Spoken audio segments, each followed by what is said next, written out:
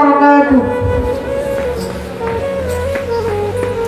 الحمد لله رب العالمين، والصلاة والسلام على رسوله الأمين وعلى آله وأصحابه أجمعين. أما بعد.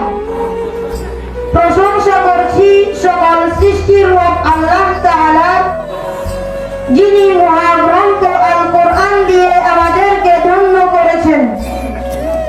দুরূদ ও সালাম পেশ করছি আমাদের প্রিয় নবী হযরত মুহাম্মদ সাল্লাল্লাহু আলাইহি ওয়াসাল্লাম এর প্রতি, যার উপর সর্বশ্রেষ্ঠ গ্রন্থ আল কোরআন অবতীর্ণ হয়েছিল।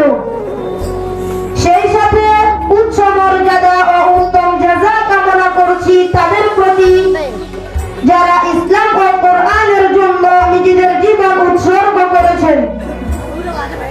ফজুমিয়াহাট ইসলামিয়া মাদ্রাসা ও ফজুমিয়াহাট মা আয়েশা সিদ্দিক রাদিয়াল্লাহু তাআলা আনহা মহিলা মাদ্রাসার উদ্যোগে আয়োজিত প্রথম ওয়াজ মাহফিল ও হাফেজা ছাত্র ছাত্রীদের পাগড়ি ও পুরস্কার অনুষ্ঠানের সম্মানিত সভাপতি, সম্মানিত প্রধান অতিথি, বিশেষ অতিথিবৃন্দ, সুধী মণ্ডলী, সাংবাদিক বৃন্দ, শ্রদ্ধেয় শিক্ষক ও অভিভাবক মণ্ডলী, ফজুমিয়াহাট ইসলামিয়া মাদ্রাসা ও ফজুমিয়াহাট মা আয়েশা সিদ্দিক রাদিয়াল্লাহু তাআলা আনহা মহিলা মাদ্রাসার পরিবারের সদস্যবৃন্দ এবং একান্ত প্রিয় অগ্রজনক শিক্ষার্থী বন্ধুরা, আসসালামু আলাইকুম ওয়া রাহমাতুল্লাহি ওয়া বারাকাতুহু।